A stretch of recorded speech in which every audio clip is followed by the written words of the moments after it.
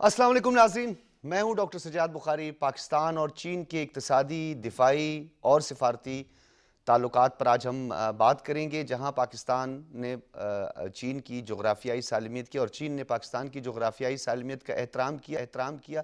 इस बाहमी रिश्ते में एतमाद साजी और ख़ास तौर पर एक ट्रस्ट जो था वो बहुत ज़्यादा मैटर करता था। और आज तक पाक चीन इक़्तिसादी ताल्लुकात में सबसे ज़्यादा भरोसे का एलिमेंट, जिसकी बुनियाद पर दिफाई पैदावार आज पूरी दुनिया में अगर हम देखें तो पाकिस्तान का जो दिफा नाकाबिल तस्खीर है, बिलखुसूस अल खालिद टैंक हैवी इंडस्ट्रीज़ जो टेक्सला है, वो दिफाई पैदावार से अपनी अहमियत का हामिल है। आज बात करेंगे 1965 पाक भारत जंग के बाद, जब मगरब और बिलखुसूस अमरीका की जानिब से पाकिस्तान पर पाबंदियाँ आयद की गई, दिफाई पाबंदियाँ आयद की गई। वही अशरा था जब पाक चीन दिफाई ताल्लुकात को एक नया उरूज मिला और मुस्तकिल तौर पर इसकी बुनियाद रखी गई। 1968 में हैवी इंडस्ट्रीज़ टेक्सला का बाकायदा तौर पर आगाज़ हुआ। 1971 में HIT का संग बुनियाद रखा गया और 1980 में चीन की फराहम करदा टेक्नोलॉजी और चीनी माहिरीन की ज़ेर निगरानी T59 का मुकम्मल ओवरहालिंग और तजदीद अपनी अमली पैदावार शुरू कर दी गई। पाकिस्तान ऑर्डिनेंस फैक्ट्री POF जिसे हम कहते हैं, वाकैंट का आगाज़ 1951 में बरतानवी ताउन से हुआ था, मगर इसमें तोसी 1960 और 1970 की दिहाई में चीन का बुनियादी इसमें किरदार रहा और बड़ा एक इम्पॉर्टेंट रोल था चीन का हमारी पाकिस्तान की दिफाई पैदावार में। चाहे HIT को लें, अल खालिद टैंक को लें, या बिलखुसूस अगर हम T59 के हवाले से जो मैंने आपके सामने ज़िक्र किया। और फिर उसके बाद चीन ने बग़ैर किसी शराइत के पाकिस्तान को हाई टेक टैंक डिज़ाइनिंग और मेट्रोलॉजिकल टेक्नोलॉजी मुंतकिल की। ये भी इंतहाई आम थी। अल खालिद टैंक जैसे पेचीदा प्रोजेक्ट्स पर दोनों ममालिक की मिलिट्री इंजीनियर्स ने दहाइयों तक एक साथ मिल के काम किया। ये थे हमारी जॉइंट मैन्युफैक्चरिंग और जॉइंट एफर्ट्स, जिससे हमने इसे यकीनी बनाया। HIT के मॉडल को देखकर पाक चीन JF-17 थंडर प्रोजेक्ट्स, कामरा और जदीद आबदोज़ों की मकामी तैयारी जैसे अहम तरीन मुआहिदों की बुनियाद रखी गई। और नाज़रीन, ये वही HIT का मॉडल था जिसे देखकर चीन ने JF-17 थंडर, जो कि कामरा में बड़ा इंपॉर्टेंट ये इसका रोल था, और जदीद जो साजो सामान है, दिफाई साजो सामान है, उसकी मैन्युफैक्चरिंग के बाद JF-17 थंडर आज पूरी दुनिया में एक अपनी मिसाल रखता है। अभी आपने रिसेंटली भी देखा था कि दुबई एयर शो में जो हमारे हरीफ हैं, जो हमारे रिवायती हरीफ हैं, हमारा मशरकी पड़ोसी, उनके पायलट्स ने न सिर्फ JF-17 थंडर के साथ सेल्फियाँ बनाई, उसे छुआ, उस पर बड़ी हैरत का इजहार किया, क्योंकि आपको पता है कि जब भी JF-17 थंडर का नाम लिया जाता है तो हमारे दुश्मनों पर सख्त तारी हो जाता है। अब दिफाई साजो सामान की जो मकामी पैदावार है, उसकी अहमियत पर भी आज हम बात करेंगे कि हमारा अपनी जो मैन्युफैक्चरिंग है, ये हमारी डिफेंस प्रोडक्शन है, और टैंकों की ओवरहालिंग जो है वो कितनी अहम है। अगर ओवरऑल देखा जाए तो पाकिस्तान में हर शख्स जो है वो जानता है T59, T69 और T85 टैंकों को मकामी सतह पर अपग्रेड और जदीद बनाकर इसकी सलाहियत में इजाफा किया गया। मकामी सतह पर अल खालिद टैंक जैसा शाकार पाक चीन ताउन की सबसे बड़ी मिसाल है। नाज़रीन, पाक चीन ताल्लुकात में दिफाई बजट और ज़र मुबादला का जो बचत है, वो मकामी पैदावार की बुनियाद पर ही मुमकिन बनाया गया, और बैरून मुल्क से महंगे दिफाई साजो सामान की दरामद पर इन्सार ख़त्म हुआ। मुल्की ख़जानों को अरबों रुपए का फ़ायदा पहुँचा, यानी मुल्की ख़जाना जो इम्पोर्ट कम हुई तो अरबों रुपए का उसे फ़ायदा भी पहुंचा। इस हवाले से हम तफसीलन बात करेंगे। नाज़रीन, इस्लामाबाद स्टूडियोज़ में हमारे साथ मौजूद हैं डॉक्टर मोहम्मद सईदुज़्ज़मान, और हमें ज्वाइन किया है air commodore retired Khalid Chishti साहब ने। आपका भी बहुत बहुत शुक्रिया। मसूद खालिद साहब किसी तारुफ के मोहताज नहीं हैं, फॉर्मर एम्बेसडर हैं और चाइना में खिदमात सर अंजाम देते रहे हैं। बहुत बहुत शुक्रिया आप तमाम हजरात का। मसूद खालिद साहब, आपसे मैं चाहूँगा गुफ्तगू का आगाज़, और पाक चीन दिफाई ताल्लुकात पे आज हम बात कर रहे हैं। इन दिफाई ताल्लुकात में ताकत के तवाज़ुन में कितनी अहमियत है इसकी, और ताकत के तवाज़ुन के हवाले से अगर हम बात करें, किस हद तक ये ताल्लुकात जो है मुआविन और मददगार साबित हुए हैं? جی شکریہ۔ دیکھیے بات یہ ہے کہ آپ نے ڈیفنس کوآپریشن کی بات کی ہے، ہمارے دفاعی تعلقات کی چین کے ساتھ، لیکن اس سے پہلے کہ میں اس کے اوپر کوئی کمنٹ کروں، ایک بات میں یہ کہنا چاہتا ہوں کہ پچھلے 75 سال میں چونکہ ہم سالگرہ منا رہے ہیں اپنی سفارتی تعلقات کی اس سال، تو اس 75 سال کا اگر آپ جائزہ لیں تاریخی طور پر، تو ہمارے تعلقات جو ہیں وہ بہت آگے کی طرف گئے ہیں۔ اور یہ پہلے تو شروع میں یہ تھا کہ ذرا یہ سیکیورٹی اورینٹڈ ریلیشن شپ تھی، کیونکہ کولڈ وار کا زمانہ تھا، ہمارے انڈیا کے ساتھ جو سیکیورٹی پہ جو تحفظات ہیں اس کی وجہ سے ہم جو تھے وہ ویسٹرن الائنس کا حصہ بھی تھے، اس کے بعد ہم سیٹوں سے اور سینٹوں سے نکل گئے۔ تو اس زمانے میں چونکہ انڈیا آف کورس جب سے پاکستان آزاد ہوا ہے، انڈیا کی طرف سے ہمیں جو ہے وہ سیکیورٹی کے خدشات لاحق رہتے ہیں، اور اس کی تو یعنی کہ ڈیمانسٹریشن بھی بہت دفعہ ہو چکی ہے۔ تو ماضی میں کچھ جو ہمارا ایمفسس تھا تعلقات کا وہ صرف ملٹری کوآپریشن اور سیکیورٹی اورینٹڈ تھا، لیکن اب یہ ہے کہ اب بہت زیادہ جو ہے یہ تعلقات جو ہے جس کو کہتے ہیں ہم ملٹی فیسٹڈ ہو گئے ہیں، یعنی کہ بہت ہی کمپریہنسو ہیں، اور مختلف شعبوں میں جو ہے وہ تعاون ہو رہا ہے، جس میں دفاعی تعاون جو ہے وہ بہت ایک اہم ستون ہے ہمارے بائی لیٹرل کوآپریشن کا۔ اور اس کی وجہ یہ ہے کہ 65 کے بعد، یعنی کہ 65 کی وار میں جو انڈیا کے ساتھ ہوئی تھی، اس میں یہ سلسلہ شروع ہوا تھا، چین نے ہماری مدد کرنی شروع کی تھی، دفاعی تعاون جو تھا، اور اس کے بعد یہ بتدریج جو ہے آگے بڑھتا گیا۔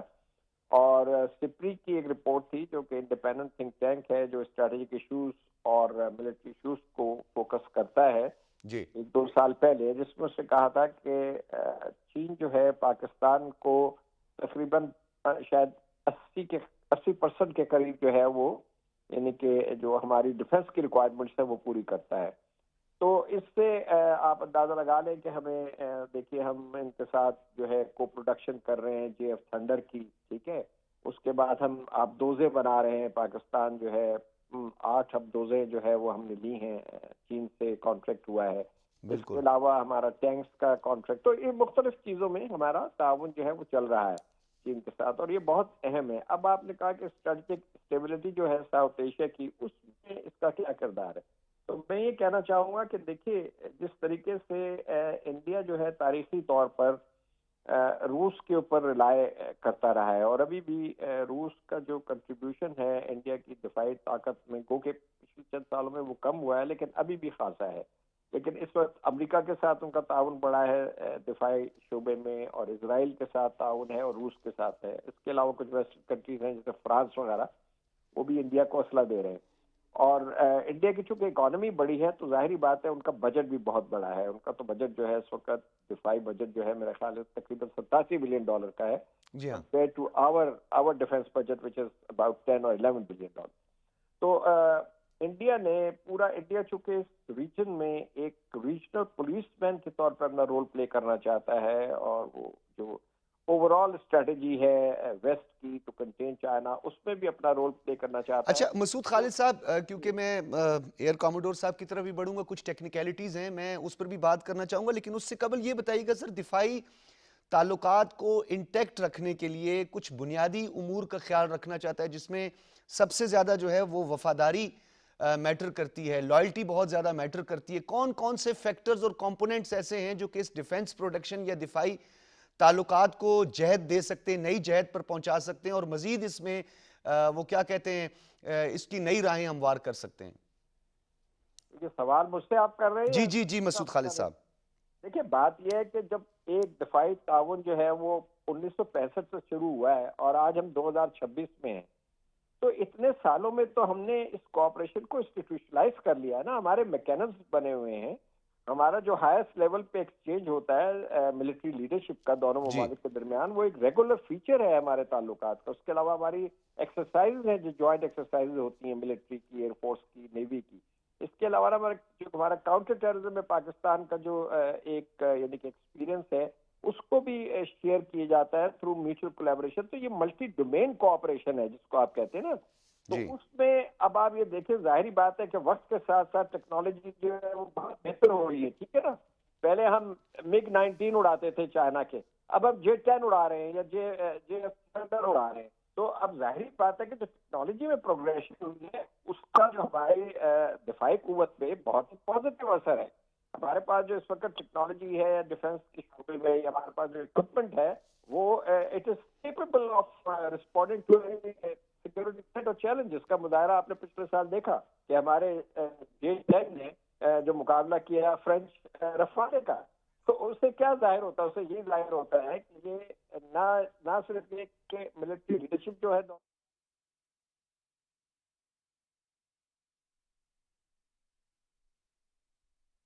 الله أكبر الله أكبر الله أكبر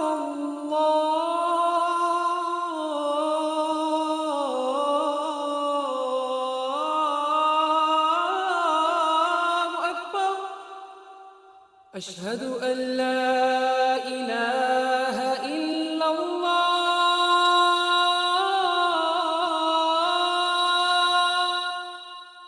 أشهد أن لا إله إلا الله أشهد أن محمد رسول الله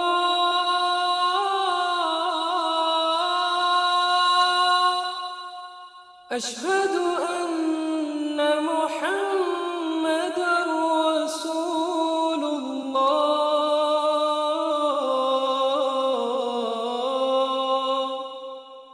حي على الصلاة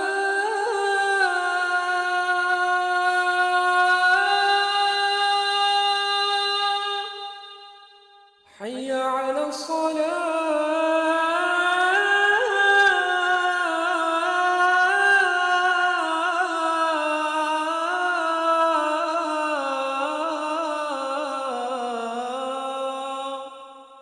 حي على الفلاح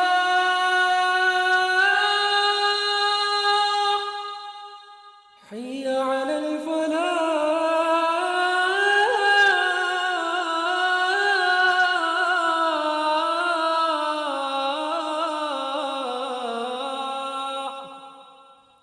الله أكبر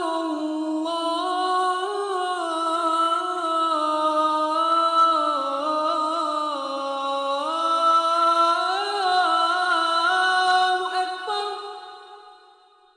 لا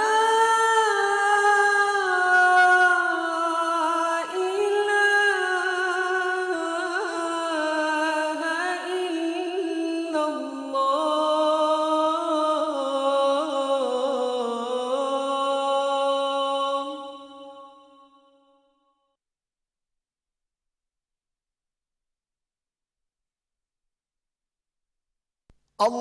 اللهم صل على محمد وعلى آل محمد كما صليت على إبراهيم وعلى آل إبراهيم إنك حميد مجيد.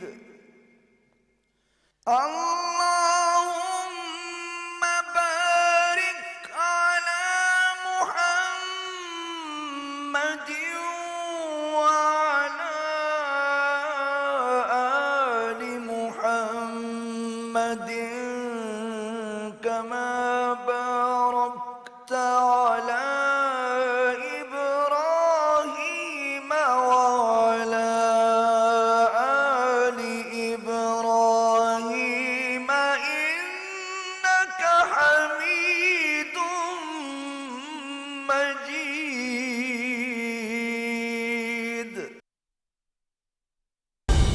درست ہر وقت بر وقت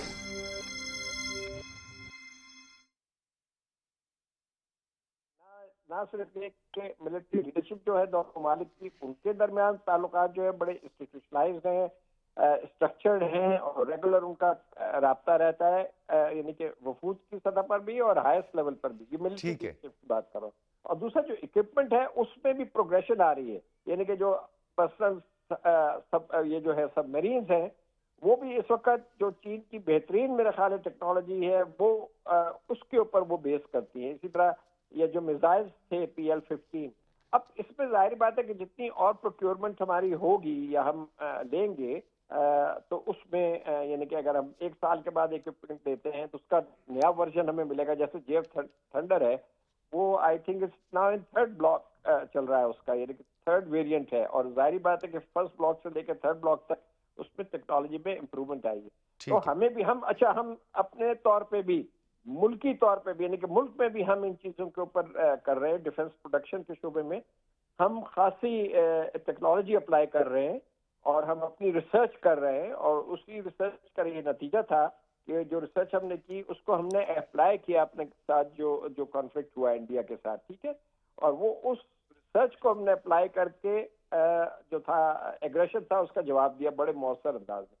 تو میرا پتہ ہے یہ وقت کے ساتھ ساتھ جو ہے یہ چیز آگے بڑھتی ہے. دوسری بات میں یہ ضرور کہنا چاہوں گا کہ ابھی بھی پاکستان کے اوپر بہت زیادہ جو ہے پابندیاں ہیں اور قدخنے لگی ہوئی ہیں جو ہمیں سوفسٹیکیٹڈ ٹیکنالوجی چاہیے اور سوفسٹیکیٹڈ ڈیفنس اکوپمنٹ چاہیے. اس کی وجہ یہ ہے کہ مختلف شبہات ہیں ہمارے بارے میں, میں اس کا ذکر نہیں کرنا چاہتا, لیکن ویسٹ جو ہے اس کو استعمال کرتا ہے پاکستان کے خلاف as a bogey to deny us that that those essential items جو کہ ہمیں اپنے دفاع کے لیے ضرورت ہوتی ہے. صحیح.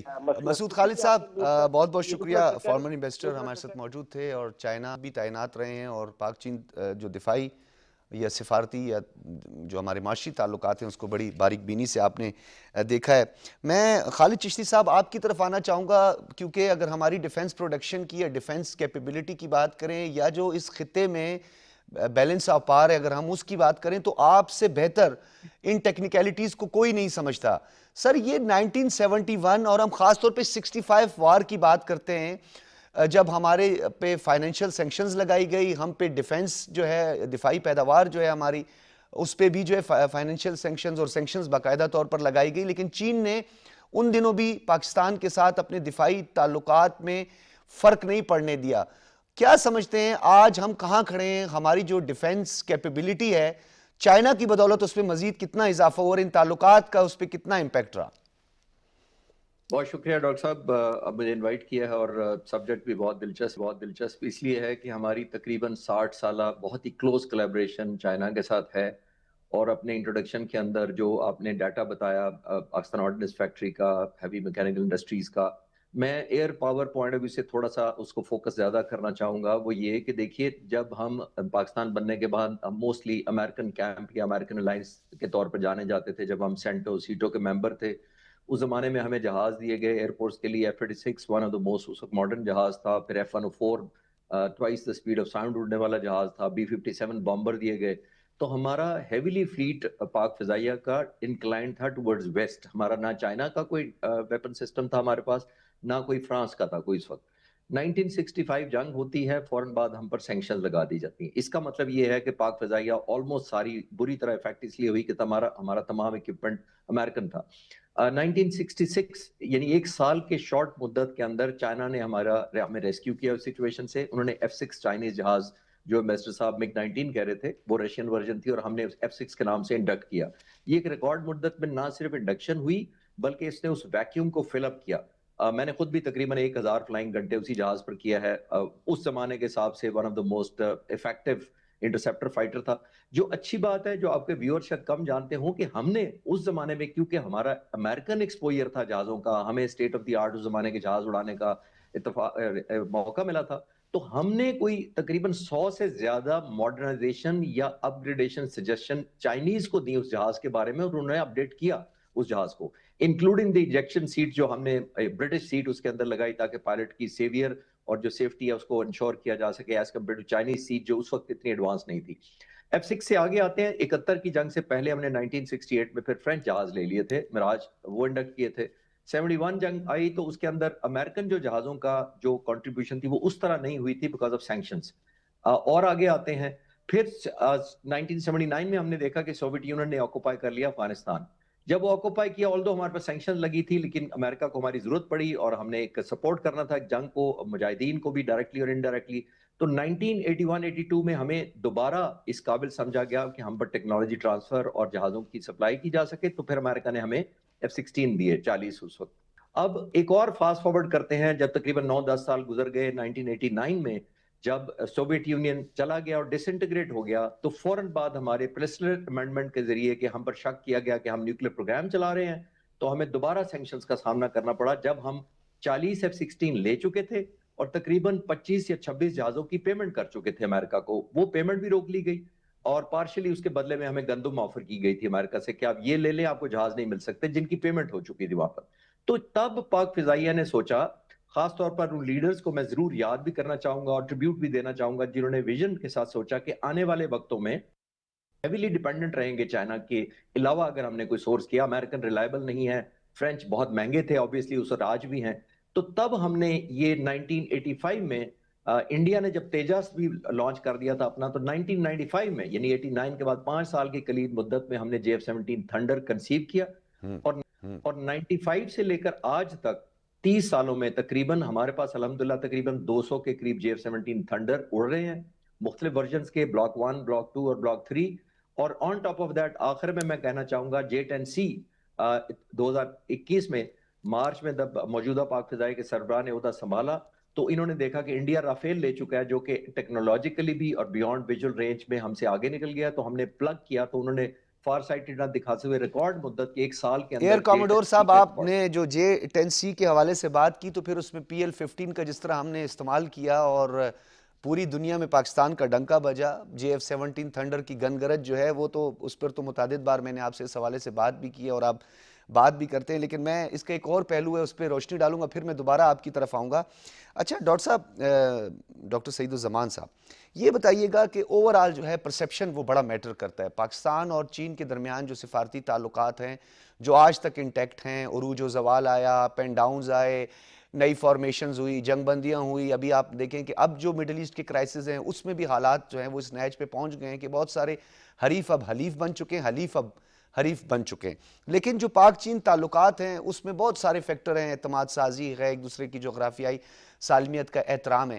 ہیوی انڈسٹریز ٹیکسلا جس کے بارے میں اگر ہم بات کریں, پھر ہم واک اینڈ کی طرف بھی آگے بڑھیں گے, لیکن یہ بتائیے گا کہ میں چاہوں گا کہ ٹیکسلا پر تھوڑی سی اسپیسیفک بات کریں گے. ہیوی انڈسٹریز ٹیکسلا جو ہے وہ ہمارے لیے کتنی مددگار ثابت ہوئی ہے, ہمارے قومی خزانے کو اس میں کتنا فائدہ پہنچا ہے, کیونکہ امپورٹ بیس پروڈکشن جو ہے وہ کافی جو ہے آپ سمجھتے ہیں کہ ایکسپینسو ہوتی ہے, اس سے مسائل جو ہے وہ زیادہ بڑھتے ہیں.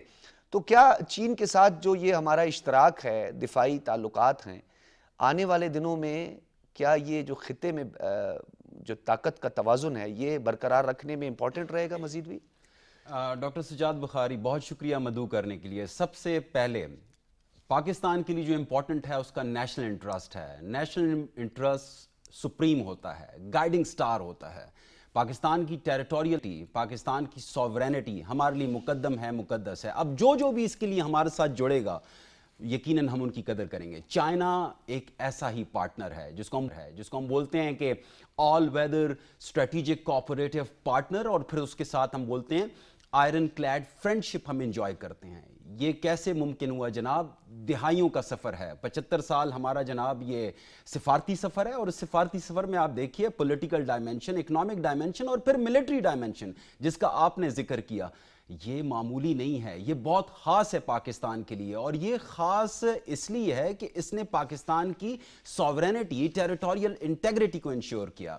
HIT ہو یا اور جتنے بھی ہمارے منصوبے ہیں, چاہے وہ ٹینکس ہیں, آپ میزل پروگرام ہیں, آپ کے سب میرینز ہیں, آپ کے اگر جیسے ایئر کموڈات کی یا JF-17 ہیں, J-10C, ایک ایک سے بڑھ کر ایک پروجیکٹ ہے، اور میں یہ سمجھتا ہوں کہ اوور دی ایئرز دہائیوں کا جو یہ سفر ہے، اس کو آپ دیکھیے کہ اس میں جو ہمارا کوآپریشن ہے وہ بڑا، اور یہ کیوں بڑا؟ چونکہ ہماری فرینڈشپ ہے. اور فرینڈشپ کیوں ہوتی ہے؟ بخاری صاحب، آپ نے اپنے ابتدائیہ میں ایک بات کی تھی، جب اعتماد ہوتا ہے، یہ اعتماد ہی ہے جو کہ پاکستان اور چائنا کو قریب لے کر آیا. اور آپ دیکھیے کہ ہر آنے والے دن، ہفتے، مہینے، سال، دہائی کے ساتھ، اور آپ دیکھیں گے صدیاں دیکھیں گی، یہ فرینڈشپ آگے کی طرف بڑھے گی.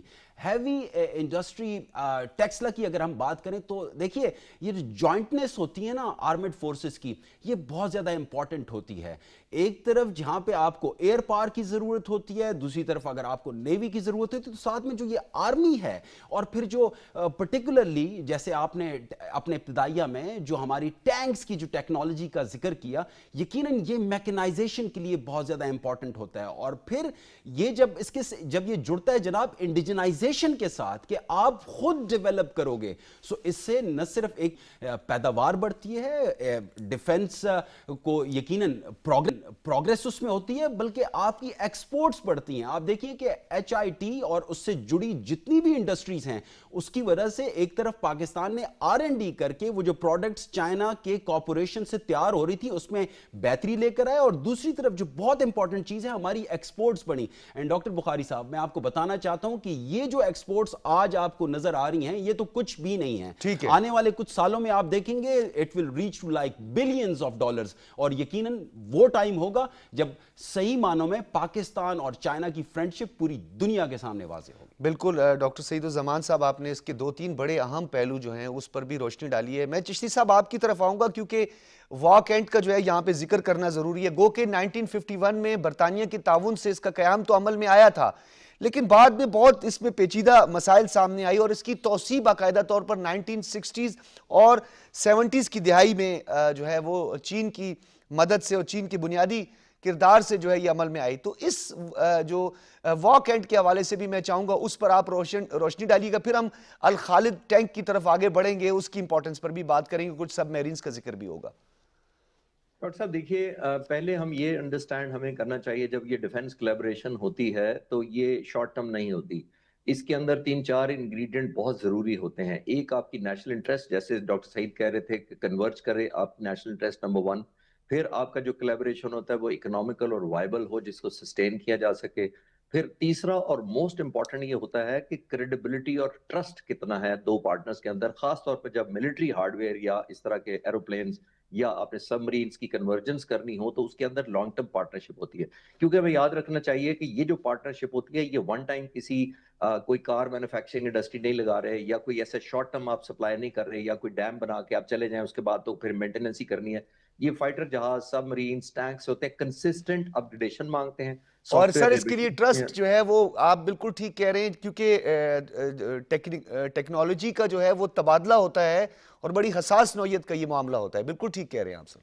اور ڈاکٹر صاحب بخاری صاحب، ایک اور ذہن میں ہمیں رکھیے گا کہ دیکھیے، اگر ہم کسی کو آج JF-17 تھنڈر دیتے ہیں، میں اس سے پھر آپ کے سوال کی طرف آتا ہوں، تو صرف آپ جہاز نہیں دیتے کہ وہاں لینڈ کر گئے تو بس یہ ڈیل اوور ہو گئی. اس کا مطلب یہ ہے کہ آپ کا کرو، آپ کے ٹیکنیشینز ان کو ٹرین کریں گے. نمبر 2، آپ سپیئر پارٹ سپلائی کریں گے، اس کی مینٹیننس انشور کریں گے.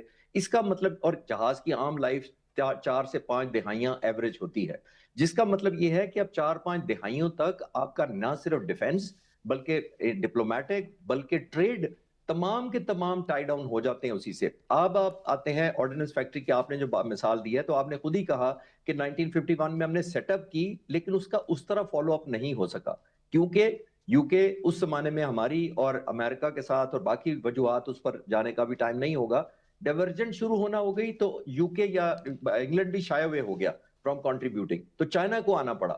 جہازوں کی میں نے آپ کو پہلے عرض کر دیا ہے کہ ٹرسٹڈ جب تک بانڈ نہ ہو، یہ ٹیکنالوجی فوری طور پہ آبسلیٹ ہو جاتی ہے. اور پھر آپ کو یاد ہوگا انڈیا کو بھی کہنا پڑ گیا کہ رافیل کے ہمیں سورس کوڈ نہیں دیے گئے تھے.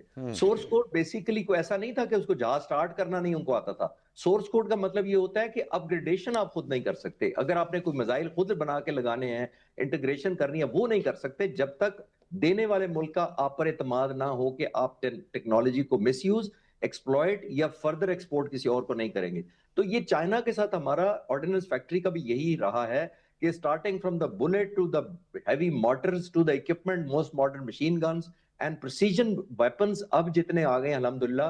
وہ پاکستان کے سائنٹسٹ کو، انجینئرز کو، لیڈرشپ کو تو سلیوٹ ہے ہی ہے، لیکن چائنا نے بہت زیادہ کولیبریٹ کیا ہے، اور جس کے اندر میں نے عرض کیا کہ ٹرسٹ جب ہوتا ہے تو پھر آپ ٹیکنالوجی ٹرانسفر میں، کوئی سورس کوڈ دینے میں، سافٹ ویئر اپڈیشن کرنے میں کوئی ہیزیٹیشن نہیں محسوس کرتے جی. تو وہ ایک میرا خیال ہے ایک مثال کے طور پہ آرڈیننس فیکٹری کو پیش کیا جا سکتا ہے کہ how do to countries converge and maintain کرتے ہیں آلموسٹ دہائیوں کے اوپر اسپریڈ آؤٹ آپ کا جو ریلیشن شپس کو میں عرض کر رہا ہوں. اچھا چشتی صاحب یہ بتائیے گا کہ الخالد ٹینک جیسے پیچیدہ جو پروجیکٹس تھے، دونوں ممالک کے ملٹری انجینئرز نے دہائیوں تک ایک ساتھ مل کے کام کیا، تو یہ تو اسی بات کو آپ کی انڈورس کر رہا ہے کہ یہ جو کوئی ایک ایئر کرافٹ ہو یا کوئی ایک ٹینک ہو یا جب اس کی مینوفیکچرنگ ہوتی ہے تو اس کی تمام اپ گریڈیشن کا مواد، انجینئرز جو ہے اس کا تبادلہ، اور پھر اس کے بعد دہائیوں تک یہ تعلقات جو ہے پھر مزید تعلقات بھی ہے اس کے ساتھ جڑتے رہتے ہیں، چاہے وہ معاشی ہوں، سفارتی تعلقات ہوں. تو الخالد ٹینک کی بات بہت زیادہ کی جاتی ہے اس وقت. ہمارے دیکھنے والوں کو بھی میں چاہتا ہوں کہ ذرا آسان الفاظ میں اس کی امپورٹنس اور اس کی اہمیت پر ذرا روشنی ڈالیے گا کہ یہ کتنا ہمارے لیے جو ہے تصویراتی طور پر بھی بہت اہم ہے، اور ڈیفنس پروڈکشن میں اس کی مہارت جو ہے اس کے کس طرح لوہا منوایا پوری دنیا میں. ڈاکٹر صاحب یہ تقریباً اسی سے لنکڈ ہے جو ہمارے امریکہ سے تعلقات اس طرح کمفرٹ زون میں نہیں رہے 70s میں اور 80s میں. میں نے آپ کو جمپس کا ذکر کیا کہ ایریٹک رہے، اگر ہم ریلیونٹ ہیں امریکہ کے لیے تو ہم کنورج کر جاتے تھے، اور اگر ہم نہیں ریلیونٹ رہتے کسی وجہ سے تو ڈائیورٹ اوے کر جاتا تھا امریکہ. اور ٹینکس کا بھی یہی ہوا تھا. ہمارے پاس ٹریڈیشنلی جو ٹینکس تھے وہ آلموسٹ ورلڈ وار 2 کے زمانے کے امریکن ٹینکس تھے، شروع میں ہم نے وہ استعمال کیے. لیکن پھر جب سپیئر پارٹس کی باری آئی، اور ہمیں یہ یاد رکھنا چاہیے کہ ملٹری ہارڈ ویئر میں ان جنرل اور ایویشن اور فائٹر جہازوں میں اپڈیشن بہت فاسٹ ریٹ پر ہوتی ہے. اس کی وجہ یہ کہ سارا کمپیوٹر اسسٹڈ ہو گیا ہوا ہے آج کل، جو جتنی ٹیکنالوجی آگے، خاص طور پر فائٹر جہازوں میں. ایون جو ٹینکس آگے ہیں وہ اتنے آٹومیٹڈ ہیں، اتنی جو پریسیجن سے کیلکولیٹ کرتے ہیں، اینٹیسپیٹ کرتے ہیں، پروجیکٹائل کی کیلکولیشن ہے، وہ آلموسٹ کمپیوٹر یوز ہوتے ہیں آج کل. تو جس کا مطلب یہ ہے کہ اگر آپ کو دینے والا ملک جس نے سپلائی کیا ہوا وہ سپیئر پارٹس نہ کرے تو آپ کی پریسیجن کمپرومائز ہو جائے گی، آپ کے گولے یا جو موٹرز ہیں ان کی رینج کمپرومائز ہو جائے گی، کیونکہ وہ آپ کو لیٹسٹ نہیں دیں گے. آپ کی تھرو اور جس رینج تک آپ نے ایکسٹینڈ انہوں نے کسی وجہ سے ویپنز کو کیا ہوتا ہے وہ کمپرومائز ہو جاتی ہے. تو بڑی جلدی خاص طور پر ہمارے ٹینکس جو ریڈنڈنٹ ہو گئے تھے، اور پھر پاکستان نے یہی سوچا کہ جس طرح ہمارے ساتھ امریکن جہازوں کا ہوا ہے ٹینکوں کا بھی وہی ہوا. وہاں پہ یہ بنیاد رکھی گئی تھی الخالد ٹینک کی کہ ہم انڈیجنائزیشن کیوں نہ کریں. خاص طور پر ہیوی انڈسٹری وہ سیٹ اپ کی گئی، آرڈیننس فیکٹری کا آپ نے ذکر کیا، سٹیل مل کا ذکر کیا. تو ہمارا کبھی بھی الحمدللہ ہیومن ریسورس سکلز کا کبھی پرابلم نہیں رہا. پرابلم رہا ہے تو ہمارا ٹرسٹ بانڈیج کا رہا ہے. پھر ہم نے سیلف سفیشنسی کی، اور یہ بالکل اسی طرح شروع کیا گیا جیسے JF-17 تھنڈر شروع کیا گیا تھا. الخالد ٹینک کو بھی ماڈرنائز کیا گیا، انڈیجنائزیشن کیا گیا. چائنا نے بہت ہماری مدد کی. تو چشتی صاحب T-59 T-69 اور T-85 ٹیکنالوجی کے حوالے سے بھی میں چاہوں گا ذرا ہمارے دیکھنے والوں کو اور سننے والوں کو اس حوالے سے آپ جو ہے وہ معلومات فراہم کریں. جی یہ جو ٹینکس آپ ذکر کریں ڈاکٹر صاحب، یہ بنیادی طور پر دیکھیے بڑے پلین وارفیئر کے بنائے گئے تھے، کیونکہ امریکہ خود تو انویڈ کرتا نہیں تھا جغرافیہ کی وجہ سے، فزیکلی ٹینکس نہیں کرتا تھا. تو جو بعد میں آنے والے وقتوں میں جو فرینچ ٹینکس آئے، جو یورپ نے بنائے، جو روس نے بنائے، چائنا نے جو بنائے، وہ basically terrain hugging, water ditching, obstacles کے لیے، پریسیجن کے لیے، رینج میکسیمم کرنے کے لیے، اور جیسے میں نے کہا کہ پریسائز اور انٹرسیپشن نہ کیے بغیر وہاں تک گولا پہنچ جانا، یہ بن گیا زیادہ.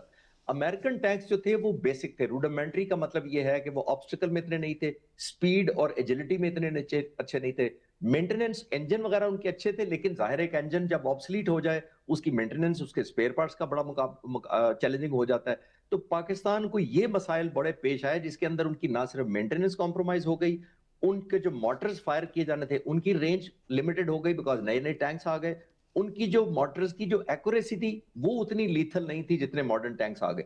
تو یہ ایک آٹومیٹکلی ویکیوم کریٹ ہوا تھا جس کی وجہ سے پاکستان نے محسوس کیا کہ ہم ایک تو اسپیئر پارٹ کی وجہ سے ڈیپینڈنٹ رہیں گے، ٹیکنالوجی پہ ڈیپینڈنٹ رہیں گے، اور سب سے زیادہ اپگریڈیشن جو جس طرح کا رینج ہمیں چاہیے موٹرز کا، جتنے ڈسٹنس پہ چاہیے جو ماڈرن ساری دنیا استعمال کر رہی تھی، تو وہ ایک ویکیوم نے ہمیں ریلائز کرایا کہ ہمیں اپنے ٹینک بنانے چاہیے. اس میں چائنا نے ہماری بہت مدد کی. بالکل ٹھیک ہے. خالد چشتی صاحب، آپ کی موجودگی کا ہمیں یہی فائدہ ہوتا ہے کہ آپ ان ٹیکنیکلٹیز کو، اس پروڈکشن کو سمجھتے ہیں، اور آپ اس کی بڑی باریک بینی سے جو ہے اس پہ آپ گفتگو کرتے ہیں. ڈاکٹر صاحب، اب بڑا ایک امپورٹنٹ چشتی صاحب نے نقطہ اٹھایا ہے، وہ ہے ٹرسٹ ڈیفیسٹ کا. یعنی ویسٹ کے ساتھ چاہے وہ ہمارے مختلف طیاروں کے حوالے سے بات کی جائے یا اب رافائل کا ذکر انہوں نے کیا کہ رافائل کے حوالے سے جو اس کو اپ گریڈیشن کی بات ہوئی تھی، تو اس میں ایک ٹرسٹ ڈیفیسٹ جو ہے وہ ایک بڑا ایک اہم فیکٹر تھا جس کی وجہ سے یہ سارا کچھ ہوا.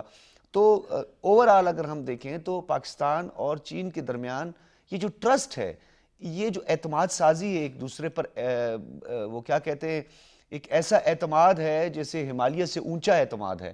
تو یہ دفاعی پیداوار میں آنے والے دنوں میں ہمارے لیے جس طریقے سے اوورآل جو ہے نیو فارمیشنز ہو رہی ہیں، نئی صف بندیاں ہو رہی ہیں، خطرات بڑھ رہے ہیں اور نئے الائز جو ہیں وہ سامنے آ رہے ہیں، تو اس کی اہمیت مزید بڑھتی جائے گی، آپ سمجھتے ہیں؟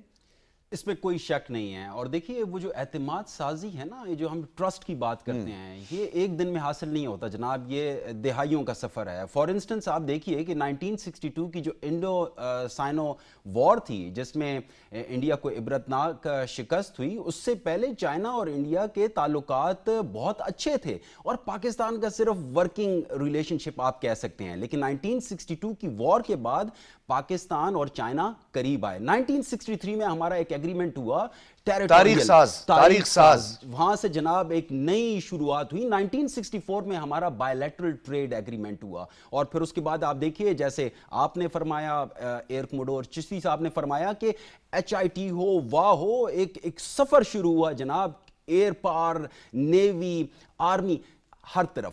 ناؤ اس کے بعد آپ 1970s اور 80s کو دیکھیں، یہ پاکستانی ہے کہ اس نے امریکہ اور چائنا کو قریب لایا. بالکل، رچرڈ نکسن کا وزٹ تھا اور یہ سارا. اچھا یہ تو ہم اس حوالے سے سفارتی تعلقات پر ڈاکٹر صاحب متعدد بات کریں.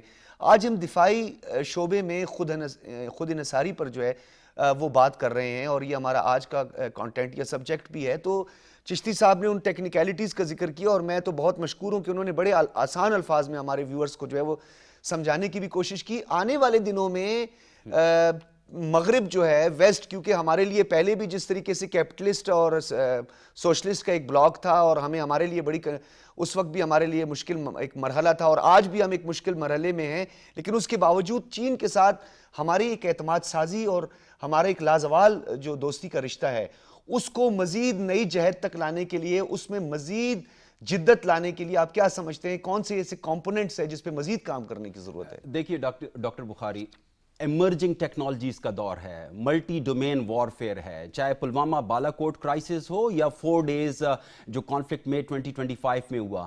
پاکستان نے کیوں ایسا اور کیسے ممکن ہوا یہ بفٹنگ رسپانس دینا؟ جناب تھینکس ٹو چائنیز ٹیکنالوجی. سو یہ جو ایمرجنگ ٹیکنالوجیز ہیں، آنے والا جو دور ہے ایمرجنگ ٹیکنالوجیز کا ہے اور میں سمجھتا ہوں کہ اس کی شروعات ہو چکی ہے. تو چاہے AI لیڈ ویپنز ہیں، لیتھل اٹونومس ویپنز ہیں، ڈرونز ہیں، سائبر بیسڈ ٹیکنالوجیز ہیں، اسپیس بیسڈ ٹیکنالوجیز ہیں، میں سمجھتا ہوں زیادہ سے زیادہ R&D کرنے کی ضرورت ہے، ریسرچ اینڈ ڈیولپمنٹ کرنے کی ضرورت ہے. اور ہمیں دیکھیے چائنا AI ٹیکنالوجیز میں بہت اچھا کر رہا ہے، کافی اچھی ریسرچ. ہاں، وہ ہمارے پڑوسی جو ہے ان کی رپورٹ بھی دکھاتے ہیں AI سمٹ میں، اپنے بولتے ہیں کہ یہ ہماری مینوفیکچرنگ ہے. آپ صحیح کہہ رہے ہیں، AI میں بہت ترقی، اور ویسے بھی بھارت کو AI کا مطلب بہت اچھی طرح پتہ ہے کیا ہوتا ہے. No doubt about it. آپ دیکھیے کہ پاکستان نے کس آسان طریقہ سے، بہترین طریقہ سے بفٹنگ رسپانس نہ صرف کیا جناب انڈیا کو دیا، بلکہ دوسری طرف آپ دیکھیے کہ پاکستان اور چائنا ان ایمرجنگ ٹیکنالوجیز میں بہت انویسٹ کر رہے ہیں، کلیبریشن ہو رہی ہے. اور یہ جو کلیبریشن ہے جناب، یہ ایک نئی ڈگر پہ دونوں کنٹریز کو ڈالے گی. اور آپ دیکھ رہے ہوں گے کہ یہ جو اسٹریٹجک پارٹنرشپ ہے جس کو ہم بولتے ہیں آل ویدر اسٹریٹجک کوآپریٹو پارٹنرشپ، آپ دیکھیں گے کہ یہ نہ صرف ریجن کے لیے بلکہ پوری دنیا کے لیے، پوری دنیا پہ امپیکٹ اس کا آ رہا ہوگا. اور یہاں پہ ڈاکٹر بخاری صاحب ایک چیز بہت امپورٹنٹ ہے، نیو جیو پولیٹیکل ریالٹیز جو ہیں، آپ سسٹمک کمپٹیشن کو دیکھیں، آپ ساؤتھ ایشیا میں دیکھیں، وائبرنس ہے، مڈل ایسٹ میں دیکھیں. یہاں پہ ہمیں کوئی ایک ایسا دوست چاہیے جناب جس کے ساتھ ہم سالہ سال، دہائیوں تک، صدیوں تک چل سکیں. تو ہمارا ٹائم ٹیسٹڈ فرینڈ ہے جناب چائنا. جیسے بھی حالات ہوں، جو بھی سیاسی تبدیلیاں ہوں، جو بھی اکنامک سچویشن ہو، جو بھی ملٹری ڈومین کی की अगर हम बात करें, जो भी डिमांड्स हों, हमेशा चाइना हमारे साथ खड़ा हुआ है। तो मैं समझता हूं कि दोनों कंट्रीज की लीडरशिप इसको समझती भी है और वो कोशिश भी कर रहे हैं। आप देखिए कि जो 75 साल जो तकरीबात हो रही हैं, जो कि पूरा साल चलती रहेंगी, इसमें अगर आप उसकी एसेंस को देखें तो एसेंस वही है जनाब कि वो जो कोऑपरेशन शुरू हुई थी जनाब, वो दोस्ती में बदली। और वो दोस्ती में क्यों बदली, जिसका आप बार बार जिक्र कर रहे हैं, ट्रस्ट। और ये जो ट्रस्ट होता है जनाब, इससे आती है सर्टेनिटी। जब सर्टेनिटी आती है तो फिर उसके बाद आप दिन दुगनी रात चुगनी तरक्की करते हैं। तो चाहे मिलिट्री डोमेन हो, चाहे इकोनॉमिक डोमेन हो या डिप्लोमेटिक फ्रंट्स हो, मैं समझता हूं कि पाकिस्तान और चाइना को शाना बशाना खड़े रहना चाहिए, एक दूसरे को सपोर्ट करना चाहिए, और दोनों का सर्वाइवल भी इसमें है। बिल्कुल, हिमालयन फ्रेंड्स हैं, डेफिनेटली हिमालयन फ्रेंड्स जो है तस्वीराती तौर पर भी या स्ट्रेटेजिक जो लोकेशन है चाइना और पाकिस्तान की, तो एक वो क्या कहते हैं फितरी इत्तेहादी और दोस्त भी हैं। मैं चिश्ती साहब आपकी तरफ आऊँगा। मैं चाहूँगा, आपने एक टर्म इस्तेमाल की थी टेक्नोलॉजी का तबादला, तो ये मुझे बताइएगा सर, टेक्नोलॉजी के तबादले में दो ममालिक जब आपस में किसी डिफेंस प्रोडक्शन या किसी मुआहदे की तरफ बढ़ते हैं तो उसमें कंडीशनैलिटीज़ भी तो डेफिनेटली होती होंगी। तो चीन और पाकिस्तान की जो दिफाई ताल्लुकात हैं या जो टेक्नोलॉजी का तबादला है, उसमें कंडीशनैलिटीज़ जो है वो आपने किस हद तक जो है वो उसमें पाई है या कमी उसमें देखी आपने?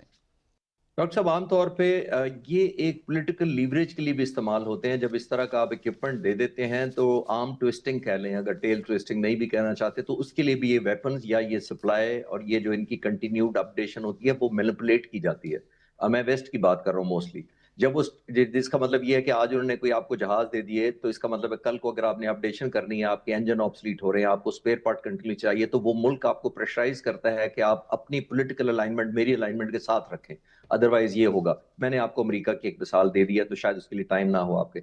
चाइना ने ऐसा कभी नहीं किया। चाइना का ओवरऑल देखें, चाइना ने हमारी हर उस जगह पर वैक्यूम कवर करने की कोशिश की है। जैसे आपने हंगोर सबमरीन का किया था, वो मैं यहाँ टच करके बताता हूँ। देखिए इटसेल्फ, उससे मैं लिंक करता हूँ कि ब्लैकमेल नहीं किया, बल्कि हमारे वैक्यूम को जहां हमें जरूरत थी वहां हमारी मदद की है। जो ट्रेडिशनल हमारी सबमरीन पाकिस्तान नेवी के पास रही हैं डॉक्टर साहब, वो जनरली नॉन प्रोपल्शन के लिए उनको बैटरी से क्योंकि चलती हैं सबमरीन्स, उनके इंजन नहीं होते डाउन बिलो, सिर्फ इंजन होता है बैटरी चार्ज करने के लिए। नहीं, में बैटरीज पर ऑपरेट करती है, तो उसको ऊपर आना पड़ता है सरफेस पर, ताकि वो अपना इंजन स्टार्ट करे और बैटरीज को चार्ज करके दोबारा पानी में चली जाए। लेकिन इसका डेंजर और रिस्क बड़ा होता है कि दुश्मन के जो जहाज होते हैं, जो एंटी सबमरीन होते हैं, वो डिटेक्ट कर लेते हैं जब सबमरीन पानी से ऊपर आती है।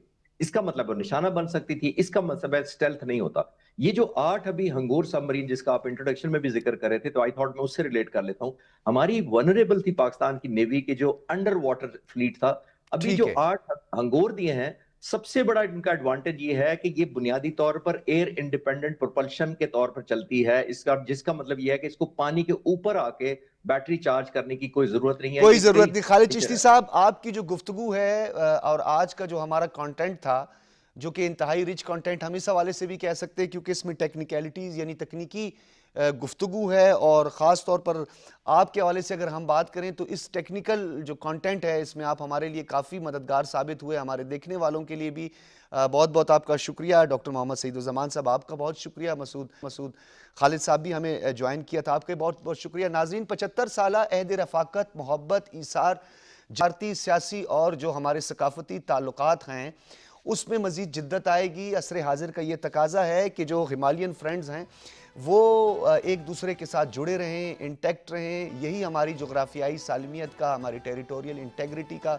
हमारी सॉवरेनिटी का ज़ामिन है। यानी ये पाक चीन दोस्ती हमेशा लाजवाल दोस्ती जो कि ज़िंदा रहेगी, पाइंदा रहेगी, और पाक चीन ताल्लुकात हमेशा इसी तरह जदीद खतूत पर उस्तवार होते रहेंगे। दोनों ममालिक के सफारतकार, दोनों ममालिक की सियासी जो सरबराहान हैं, वो इसी तरह एक दूसरे की तामीर और तरक्की में अपना किरदार अदा करते रहेंगे। इजाज़त दीजिए, अल्लाह हाफ़िज़।